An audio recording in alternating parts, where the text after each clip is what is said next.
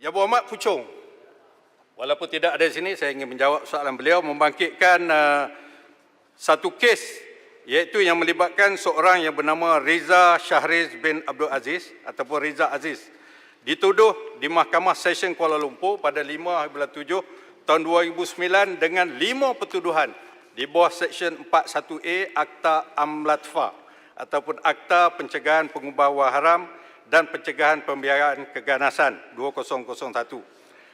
Reza Aziz telah dituduh melibatkan diri dalam pengubahan wang haram, menerima hasil aktiviti haram berjumlah 248 juta USD ataupun lebih kurang 250 juta, kata Puchong, di antara April 2011 sehingga November 2012. Mengikut peruntukan ini, jika didapati bersalah dan disabitkan, beliau boleh dihukum denda tidak melebihi 5 juta, penjara tidak melebihi 5 tahun dan kedua-duanya sekali. Saya nak sebut ni kerana takut dibangkitkan kenapa hukuman ataupun keputusannya tidaklah begitu besar sebagaimana wang yang terlibat. Mengikut akta ini, dia hanya boleh dihukum denda tidak melebihi 5 juta saja. Ini adalah akta sebelum pindaan tahun 2014. Ini penting, betul-betul.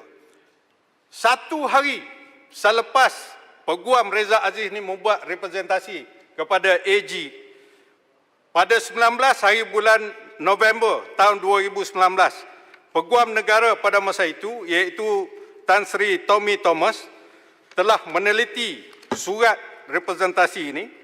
Setelah dia meneliti surat ini, Tuan-Tuan Ketua, Tan Sri Tommy Thomas sebagai Peguam Negara telah membuat satu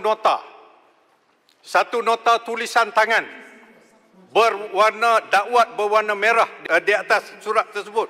Saya baca, ini adalah kopi sebenar. Surat ini ditujukan kepada seorang yang bernama Ram. Semua orang kenal. Ram, in the light, dalam bahasa Inggeris, Tuan-Tuan Ketua, Ram, in the light of the statements in paragraph 5.10, 5.14, 5.15, 5.18 and 5.19. Ini penting. I am prepared to consider this representation. Ini Tommy Thomas. Ya, nanti dulu. Paragraph 5.20 contains the terms of the proposed settlement. I await your advice. Ditandatangani TT 1911 Attorney General with the rubber stamp here.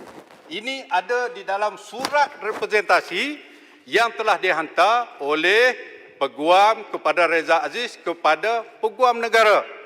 Dengan kata lain, maknanya apa tuan-tuan ahli-ahli yang berhormat sekalian, ialah Peguam Negara pada asasnya telah bersetuju kes Reza Aziz ini dibenarkan, dikompaunkan dan diselesaikan tanpa melalui pendakwaan. Rekod Peguam Negara menunjukkan bahawa Datuk Seri Gopal Sri Ram, iaitu pendakwa raya kanan yang dilantik oleh kerajaan mengendalikan kes ini, telah berbincang dengan Ketua Pesuruhjaya SPRM pada masa itu, Puan Latifah Koya, dan Gopal Sri Ram dan Latifah Koya telah mencadangkan supaya cadangan-cadangan dalam representasi ini diterima oleh SPRM. Ini jelas. Oleh sebab itu, pada 19 hari bulan 11 tahun 2019. Kemudian rentetan selepas itu, pada 11 hari bulan 3, satu lagi surat representasi dimasukkan oleh Peguam kepada Reza Aziz, kepada AGC pada masa itu. Beliau memberi aku janji bahawa Reza Aziz akan mematuhi segala terma dan syarat yang dikenakan oleh SPRM ke atas kelima-lima tuduhan ini, dan atas dasar itulah pada selepas Kerajaan Perikatan Nasional menjadi kerajaan dan berlaku pertukaran AG, pertukaran Peguam Negara, oleh kerana Peguam Negara yang lalu meletakkan jawatan, maka Peguam Negara yang baru telah diberi taklimat oleh timbalan-timbalan pendakwa raya yang mengendalikan kes ini, dan mereka telah memberitahu kepada Peguam Negara yang baru pendirian ataupun ketetapan yang telah dibuat oleh Peguam Negara yang lama. Maka atas dasar sebagai satu jabatan yang sama, maka Peguam Negara yang ada sekarang ini telah bersetuju untuk menerima tawaran Reza Aziz untuk beliau dikompaundkan berdasarkan Seksyen 92 Akta AMLA tertakluk kepada pematuhan yang ketat kepada semua terma dan syarat.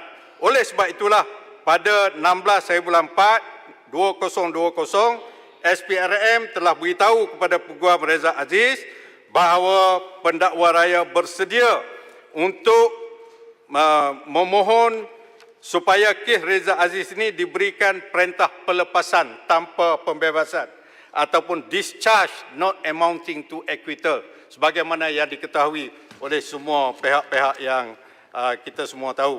Jadi atas dasar itulah ianya berlaku Reza Aziz telah dilepas tapi tidak dibebaskan daripada kelima-lima tuduhan ini sementara untuk menunggu beliau memenuhi segala syarat-syarat dan juga ketetapan yang telah disebutkan. Sepang nak tanya? Ya. Sepang tak cakap dulu. Saya ada. Boleh lah. Okay, terima kasih. Terima kasih kepada Tuan Speaker. Terima kasih kepada Yang Berhormat Kelantan. Yang Berhormat Kelantan. Yang Berhormat Ketua Baru dan juga Menteri. Relax. Okey. Yang Berhormat, saya nak tanyalah. Tadi Yang Berhormat telah bacakan catatan daripada Yang Berhormat Tommy Thomas ataupun Peguam Negara. Okey. Saya bila baca tu, bagi saya lah, tak boleh Yang Berhormat terus buat conclusion bahawa dia telah bersetuju. Surat itu bagi saya qualified lagi. Sebab dia kata, I'm prepared.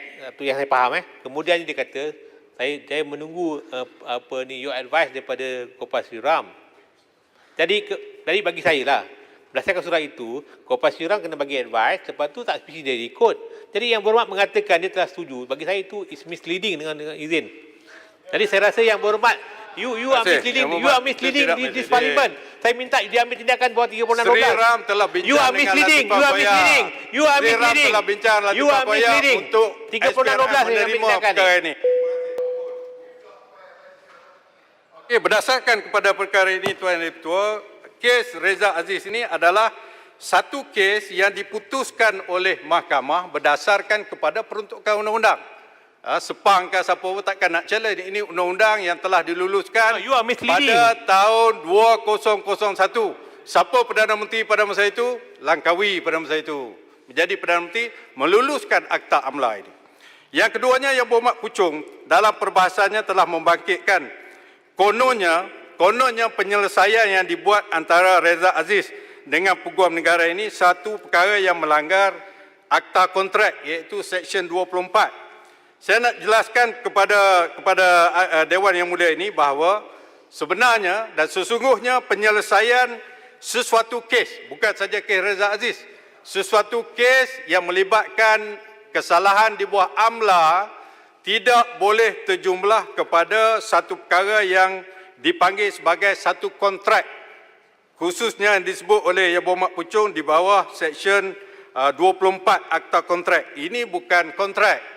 Ini adalah perundingan di mana di dalam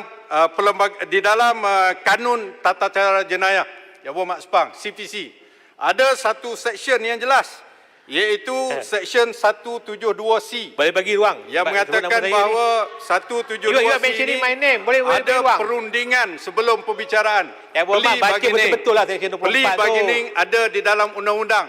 Kenapa Ilyas Seksyen 24 disebut pasal yang Puchong kata? Yang Berhormat baca tak betul ni seksyen ni. Yang Berhormat kena baca betul. Yang Berhormat terkenal dengan banyak buat tentang undang-undang yang bercanggah ni. Jadi oleh sebab itu Yang Berhormat Tuan Yang Di-Pertua, penyelesaian dalam kes Reza Aziz dengan Peguam Negara adalah satu penyelesaian berdasarkan kepada undang-undang yang ada. Ianya bukan satu kontrak sebagaimana di bawah Akta Kontrak dan ianya satu perkara yang selaras dengan Seksyen 172 Kanun Tata Cara Jenayah yang membenarkan konsep tawar-menawar iaitu plea bargaining.